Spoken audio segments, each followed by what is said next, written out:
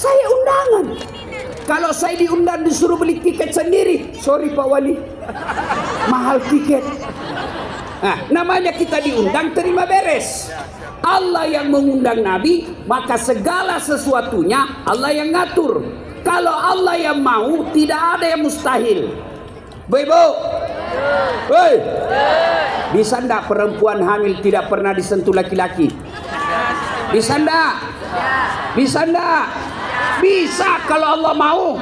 Mana buktinya? Siti Maryam, wanita suci, tidak pernah disentuh laki-laki, melahirkan Isa alaihissalam. Siti Maryam. Cuma sekarang banyak yang mau saingan Siti Maryam. Hamil tidak ada suaminya. Beleng-beleng.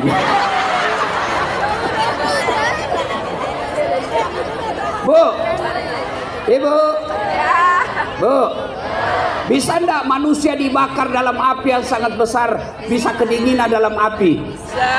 Tidak masuk akal. Tapi kalau Allah yang mau, bisa. Mana buktinya? Ibrahim alaihissalam dibakar dalam api yang sangat besar, justru keluar kedinginan. Kalau Allah yang mau, tidak ada yang mustahil.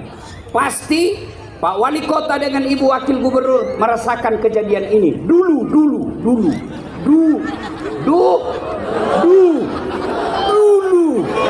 Itu orang kalau menelpon itu pakai tali kabel. Dua dipegang, satu di telinga, satu di mulut. Halo. Tidak pernah dibayangkan Pak Wali dengan Ibu Wakil Gubernur bisa teleponan tidak ada kabel. Dengan izin Allah. Sekarang orang yang ada di Batam bisa tatap langsung dengan keluarganya yang ada lagi umroh di Mekah. Hai guys. Kita lagi di Mekah nih, di Baitullah guys. Dulu tidak pernah dibayangkan, sekarang bisa terjadi. Dengan izin Allah, saya sangat yakin kejadian Isra Mi'raj nanti akan dibuktikan dengan ilmu dan teknologi. Satu. Dua. Kenapa Nabi diisrakan? Kan orang kan bisa terbang, Nabi kan mau ke langit Ibu. Saya tanya adik-adik, bisa ndak dari Batam naik ke langit? Bisa ndak? Bisa ndak dari Surabaya naik ke langit? Bisa ndak dari Mekah langsung ke langit? Bisa. Bisa ndak dari Madinah langsung ke langit? Bisa. Bisa ndak dari Palestina langsung ke langit? Bisa. Lalu kenapa lagi, kan Allah mau naikkan ke langit, kenapa lagi Nabi diperjalankan dari Mekah ke Palestina? Kenapa ndak dari Mekah saja langsung ke langit? Itu tanyanya mahasiswa saya. Saya jawab, tujuannya apa? Linuriyahu min ayatina. Allah ingin memperlihatkan tanda-tanda kebesarannya. Apa saja yang Allah perlihatkan? Satu, ada diperlihatkan manusia cantik sekali Bu, tapi sayang kukunya terbuat dari tembaga api neraka. Dia cakar-cakar mukanya, dia cakar-cakar perutnya sampai keluar ususnya, lalu dia makan bangkai orang mati di depannya. Dia cakar tapi sakit tapi dia cakar, sakit tapi dia cakar. Dia tahu bangkai tapi dia makan. Nabi lalu bertanya, Jibril, siapa pula itu? Bodoh betul, dia tahu sakit tapi dia cakar, dia tahu bangkai tapi dia makan. Siapa dia Jibril? Jibril menjawab, itulah umatmu yang suka cerita kejelekan orang ketika dia hidup. Ah, ini musim pilkada ini, musim pilcaleg, banyak orang cakar-cakar mukanya. Orang yang mau jadi anggota DPR, orang yang mau jadi presiden, dia yang saling menyerang di grup. Bu, Pak, masih ingat 2019? Waktu pemilu 2019 masih ingat? Ingat. Siapa yang bertanding? Yaitu Siapa yang bertanding? Prabowo. Bapak Joko Widodo dengan Prabowo. Bapak Siapa yang menang? Jokowi. Siapa yang menang? Siapa menterinya? Dia bertanding. sudah bertanding satu paket. Kamu sama tetangga masih baku busuk. Apa namanya kalau bukan beleng-beleng? Hei, jangan cerita kejelekan. Kalau kau jadi tim sukses, sampaikan saja apa kelebihan calonmu. Jangan kau cari-cari kejelekan orang lain, urusannya dia. Ibu-ibu kalau ada tim sukses baku maki di medsos, wajar. Kenapa? Dia mau jadi menteri. Kalau ada pengusaha saling memaki calonnya, wajar. Mereka dapat mau cari proyek. Ada kontraktor di sini? Biasanya itu banyak dekatnya Pak Wali Kota. Ada kontraktor di sini? Ada. Pernah dengar cerita kontraktor di akhirat? Pernah. Pernah dengar Ibu? Pernah. Jadi penghuni neraka SMS-an. Kata penghuni neraka, bagaimana kabarmu di surga? Masya Allah, enak betul di sini. Baru dibayangkan sudah ada di depan kita. Lalu penghuni di surga katakan, kamu bagaimana kabarmu di neraka? Wah, tidak ada enaknya di sini. Di blender terus kita. Tidak ada waktu istirahat. Kata penghuni neraka, bolehkah kami mampir ke sana? Boleh. Lihat-lihat keadaan di surga. Kata penghuni surga, boleh, tapi bagaimana caranya? Kata penghuni neraka, kan penghuni neraka cerdas-cerdas Ibu. Gampang, kami bikin jembatan dari neraka, kamu juga bikin jembatan dari surga. Kita ketemu di tengah. Setuju? Setuju. Lelang proyek. Keluar pemenang tender. Waktu pekerjaan 3 hari. Hari pertama, jembatan dari neraka sudah selesai 50%. Hari kedua, selesai 70%. Hari ketiga, tuntas, efektif, dan efisien. Sementara sampai di tengah, dilihat itu dari neraka, dilihat jembatan surga ini. Kenapa belum mulai-mulai ini? Kita sudah sampai di tengah. Kita belum mulai proyeknya. Teriaklah penghuni dari neraka. Oi Mas Bro, kenapa kau belum mulai proyekmu? Kami sudah sampai di tengah sesuai perjanjian. Apa kata dari surga? Bagaimana mau dimulai? Kontraktor, pengawas, panitia, pemborong, ada semua di situ.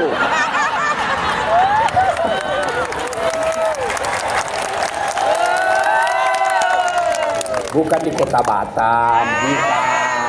Di neraka. Waktu saya cerita ini Bu, anggota dewan ketemu tertawa-tawa, lolos kami Ustaz. Lalu saya bilang, Bapak juga pernah dengar anggota dewan di akhirat? Jadi masuklah surga penghafal Quran Ibu. Dikasih hadiah penghafal Quran masuk surga.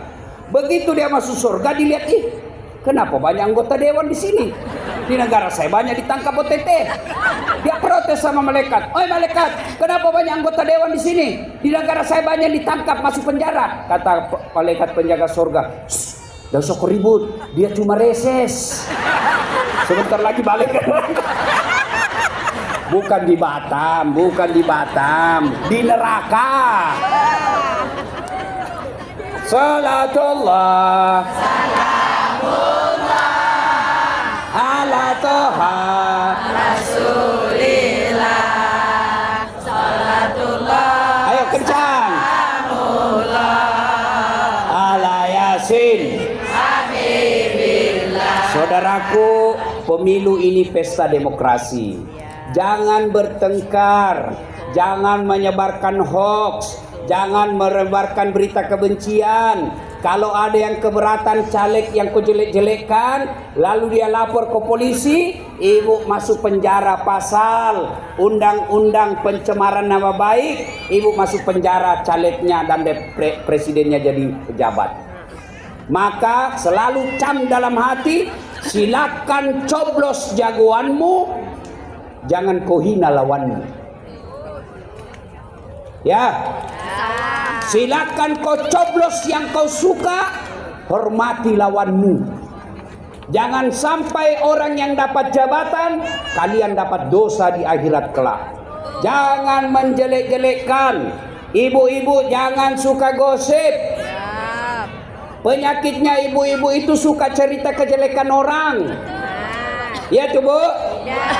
Pergi pengajian begini tuh masih dapat dosa dia pulang. Ada orang lewat, dia tidak gosip, tapi mukanya sudah sinis. Dia kasih bengkok-bengkok hidungnya. Apa? Gatal hidungnya. Apa? mulutnya meneng. Kenapa? Kayak umbul-umbul. Nggak serasi kudunya sama bajunya. Orang yang pakai kena koyen sibuk. Ustadz Dasat pun dicela. Begitu saya berdiri, ada yang bilang, ih itu juga bajunya yang viral. Ayo hebbu ahadukum, sukakah kamu memakan bangkai sesamamu manusia? Karena waktu yang terbatas. Sampailah Nabi di Masjidil Aqsa, naik ke langit pertama sampai langit ketujuh, lalu sampai ke Sidratil Muntaha, berdialog dengan Allah. Lalu terjadilah dialog antara Allah dengan Rasulullah. Assalamu alayka ayyuhan nabiyyu wa rahmatullahi wa barakatuh. Dijawab dan seterusnya, itu yang kita baca dalam tahiyat. Itu dialog Allah dengan Rasulullah. Selesai itu lalu Nabi berkata, ya Allah, kami ini pendek-pendek umurnya, kecil-kecil, kasihlah kami hadiah. Lalu Allah berikan, Muhammad, saya kasih kau hadiah yang belum pernah saya berikan kepada umat dan Nabi sebelumnya, yaitu perintah sholat 50 kali sehari semalam. Berapa kali, Dek? 50. Berapa kali? 50. Turunlah Nabi dengan senang, dapat perintah 50 kali sehari semalam. Ketemu dengan Nabi Musa, kata Nabi Musa, Muhammad, apa oleh-oleh untuk umatmu? Alhamdulillah, saya diberi perintah sholat. Berapa? 50 kali. Yang bener aja kalau bahasa kita. Enggak bisa itu. Enggak mungkin itu umatmu bisa 50. Umatku saja besar-besar, enggak mampu itu kalau 50. Kau naik minta diskon. Naiklah Nabi minta diskon. Dikurangi 5. Tinggal berapa, Bu? Dari 50 kurang 5 tinggal berapa? 45. Kata Nabi Musa masih banyak. Naik lagi Nabi, kurangi lagi 5. Mondar-mandir setiap kali naik kurang 5. Terakhir tinggal 5. Kata Nabi Musa, lagi berapa Muhammad? 5. Masih banyak itu. Kau naik lagi. Di sini kelihatan cerdasnya Nabi. Nabi lalu berpikir, setiap kali saya naik dikurangi 5. Sekarang tinggal 5. Kalau saya naik lagi, tidak ada saya dapat. Biarlah Musa, sebentar kita lihat. Ternyata apa yang dikhawatirkan Nabi Musa betul adanya. Sekarang saya tinggal 5, masih banyak yang tidak sholat. Bagaimana seandainya jadi 50? Tidak jadi kita kesempatan jadi wali kota. Kenapa? Sholat aja kerja. Mau pergi sosialisasi, hayalah sholat. Sholat dulu. Mau lagi naik mobil, hayalal fai, sholat dulu.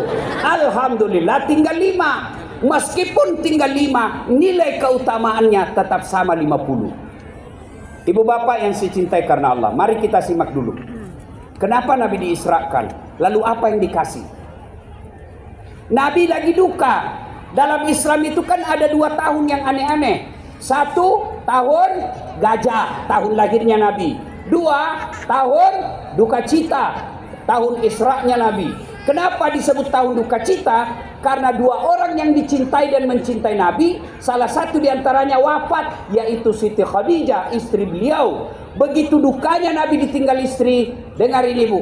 Begitu dukanya Nabi ditinggal istri beliau, Nabi bersabda, barang siapa seorang istri meninggal dunia, lalu istri suaminya berduka terus mengenang kebaikannya, itu ciri-ciri wanita penghuni surga.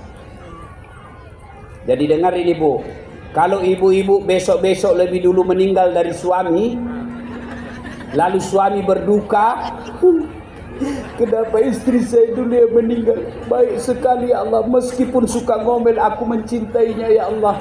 Kenapa bukan istri tetangga saya dulu yang suka selingkuh ya Allah? Ya Allah, baik betul ya Allah, saya kehilangan separuh jiwaku melayang. Kalau ada ibu meninggal seperti ini, maka yakin ini ibu calon penghuni surga. Tapi kalau sebaliknya, begitu ibu meninggal, suami masuk kamar berteriak, merdeka!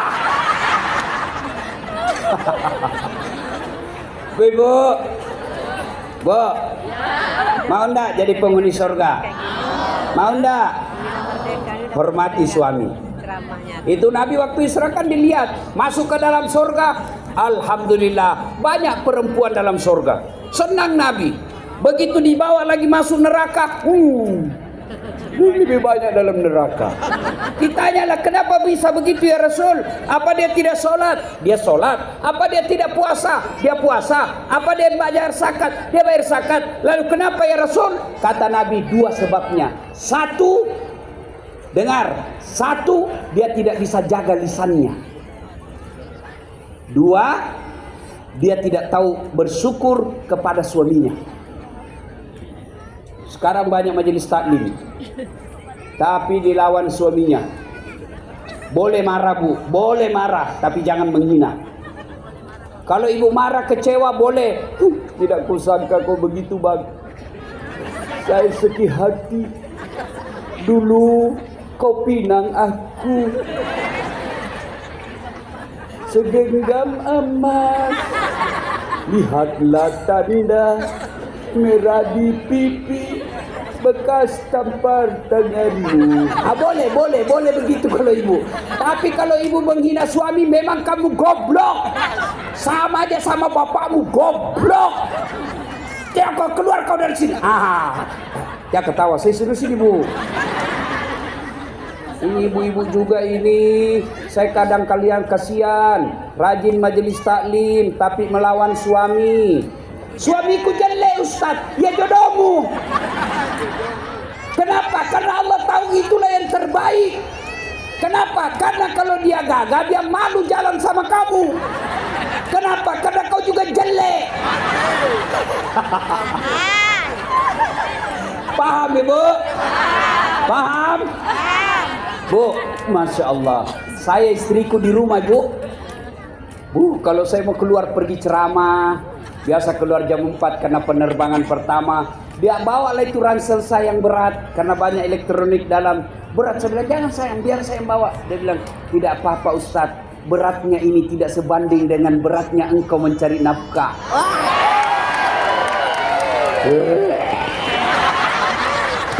Sudah itu ibu. Kalau saya sudah naik mobil, dia cium tangan saya begini. Demi Allah dia begini. Dan itu dicium 2 kali. Belum cukup itu bu, dia cium lagi jidatku. Dia cium mata kanan. Dia cium mata kiri. Ini agak lama. Kenapa kau ketawa? Cemburu dengan istriku. Tidak pernah kau kasih begitu suamimu. Pantas dicium perempuan lain. Kenapa saya bela kau malam ini? Karena saya tahu kau takut sama suami istrimu. Jangan lihat Pak Wali. Hei, Bu, mau gampang masuk surga? Taati suami. 2. Berikutnya, karena Nabi sedih, Allah kasih hadiah. Apa hadiahnya? Bukan puasa. Apa hadiahnya? Bukan haji. Apa hadiahnya? Bukan perintah zakat. Tapi apa? Allah kasih sholat. Artinya, bapak ibu yang hadir di tempat ini, lupakan semua tadi ceramah saya kalau berat. Ini yang paling penting. Semua manusia pasti ada masalahnya. Maka bukan masalah yang jadi masalah. Masalah kita bagaimana cara mengatasinya. Mana ada manusia tidak ada masalahnya? Ibu, ini semua saya lihat ini. Muka-muka penuh masalah. Ini. Paling banyak masalahnya sekarang di sini Pak Wali Kota. Ya. Hei, coba lihat pegawai negeri. Apa masalahnya dulu waktu kuliah? Mau sarjana. Sudah sarjana selesai masalahnya? Tidak dong. Mau jadi pegawai. Sudah jadi pegawai selesai masalahnya? Mau jadi kepala bagian. Sudah jadi kepala bagian, tambah besar masalahnya, mau jadi kepala dinas. Sudah jadi kepala dinas, selesai masalahnya, mau jadi sekda. Sudah jadi sekda, selesai masalahnya, mau jadi wali kota. Sudah jadi wali kota, selesai masalahnya, tidak, mau 2 periode. Sudah 2 periode, selesai masalahnya, mau jadi gubernur.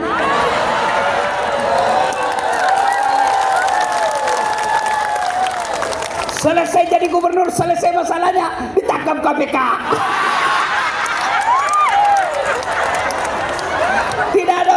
masalahnya Pak. Semua kita punya masalah. Ini ceramah kau pikir tidak ada masalah? Banyak masalah saya. Apalagi setelah saya viral. Wow. Banyak janda-janda curhat Pak Wadi. Gelisah saya karena mereka curhat. Ustadz, baru meninggal suami saya. Adakah doa-doa penenang jiwa? Saya kirimlah doa-doa penenang jiwa. Lama-lama dia bilang, Ustadz, alhamdulillah saya sudah mulai tenang. Tapi ada masalah saya yang baru. Apalagi Bu, maukah Ustadz menjadi imam dalam hidupku? Saya bilang, mohon maaf Ibu, saya bukan imam, saya penceramah. Ini banyak semua masalahnya nih.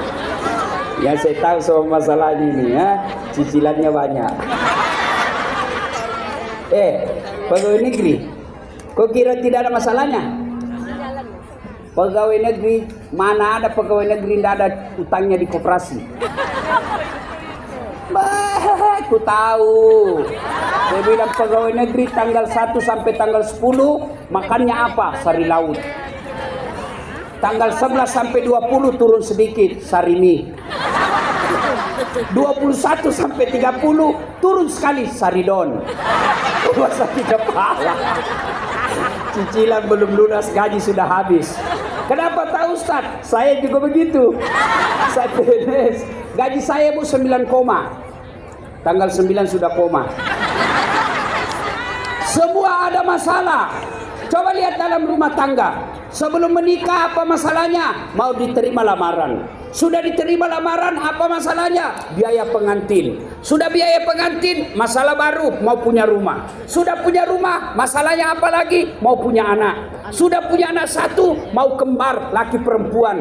Sudah sempurna, rumah ada, mobil ada, kerja bagus, ada anak. Apa masalahnya? Suaminya kawin lagi. Semua orang punya masalah.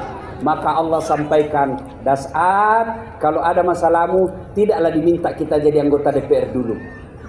Tidaklah Allah minta, hambaku, kalau ada masalahmu, kau jadi wali kota dulu. Tidak. Allah cuma minta dua. Ista'inu bis-sabri. Berarti saudaraku, oleh-oleh paling berharga malam ini, yang Bapak bisa langsung amalkan setiap saat. Ada masalahmu, perbaiki sholat. Kenapa rumah tangga saya selalu bertengkar? Pasti kau tidak sholat. Kenapa bisnis saya selalu gagal? Pasti kau tidak sholat. Kenapa anak-anak saya kepala batu? Pasti tidak sholat. Tuhan, apa yang bikin hina orang yang baik sholatnya? Saya sholat Ustaz. Betul kau sholat, tapi tidak ikhlas. Hayyalah sholat. Asar lagi. Kau ketawa karena kau begitu. Saya sholat Ustaz. Betul kau sholat tapi main-main. Allahu Akbar.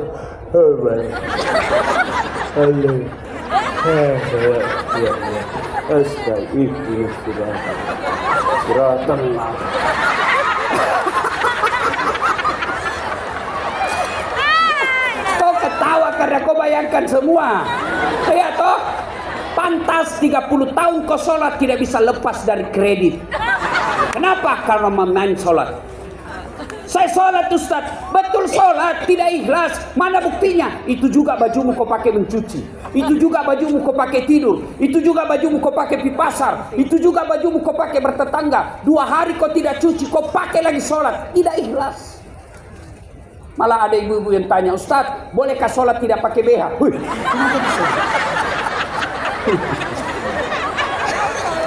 Kenapa Ibu? Panas Ustaz. Nah, iyalah boleh, tapi itu tidak ikhlas.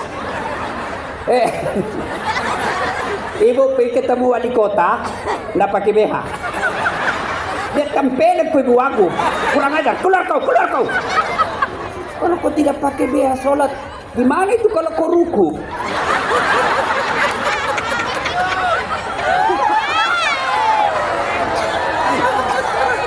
Ayo, maka kalau ada masalah tidak usah cari kambing hitam. Kalau ada masalah kenapa? Perbaiki sholatnya. Saya kasih contoh, Bu. Di sini ada Pak Dandim, ada wali kota, ada Kapolres. Beliau-beliau ini semua punya ajudan.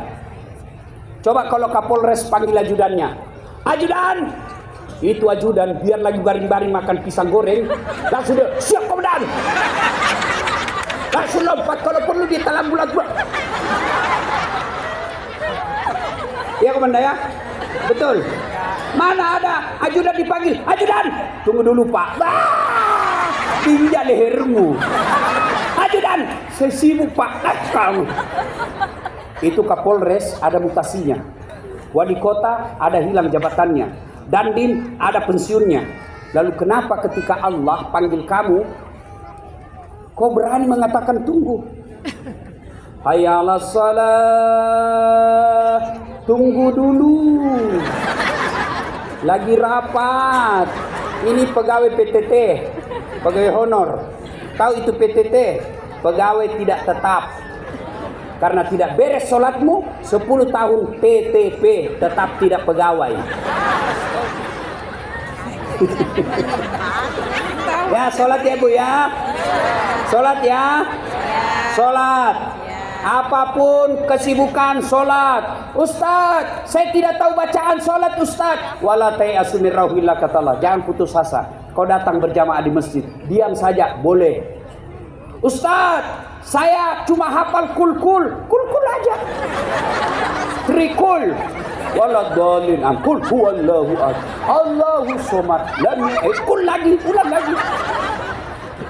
Saya tidak tahu salli Ustaz. Niatnya saya tidak hafal. Niat tidak harus menghafal. Begitu ibu ambil wudhu, sudah ada dalam hati saya mau sholat, itulah niat. Pun kalau tidak tahu bahasa Arab, boleh bahasa Indonesia. Misal, saya duhur, saya niat sholat duhur 4 rakaat, wajib hukumnya bagi saya lillahi ta'ala, Allahu Akbar. Ternyata itu pun susah ibu hafal. Berdiri tegak menghadap kiblat, bilang saja begini, Tuhan sholat duhur, Allahu Akbar. Boleh. Ada ketua majelis ulama di sini, tanya beliau. Boleh. Daripada kau tunggu hafal, tidak hafal, dah sholatlah kau. Salli.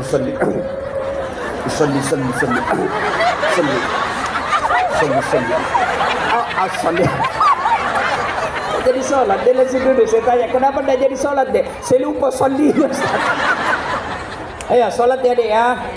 Hei, sholat.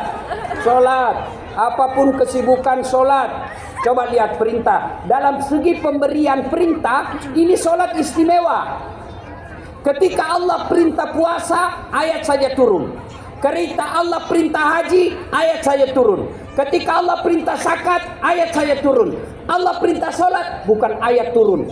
4 malaikat datang menjemput Nabi, diantar ketemu dengan Allah. Kalau wali kota punya seberupa himbauan, WhatsApp saja seluruh anggota. Tapi kalau SK tidak boleh, harus datang ke Jakarta. Untuk apa? Karena ini penting.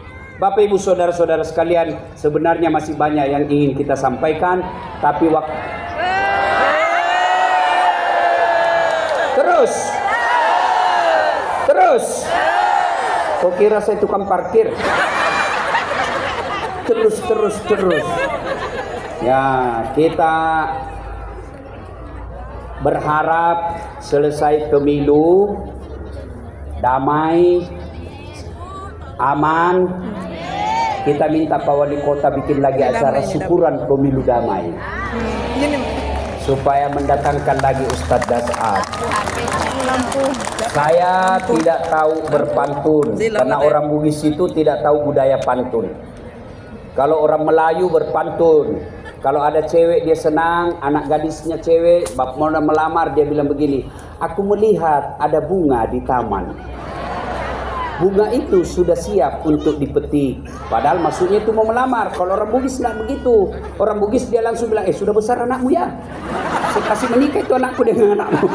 Itu kalau orang Bugis begitu. Tapi menghormati saudara-saudara saya orang Melayu yang ada di tempat ini, maka saya coba untuk berpantun. Dari mana datangnya cinta? Dari Facebook turun ke WA. Dari mana datangnya kecewa? Setelah ketemu ternyata berbeda.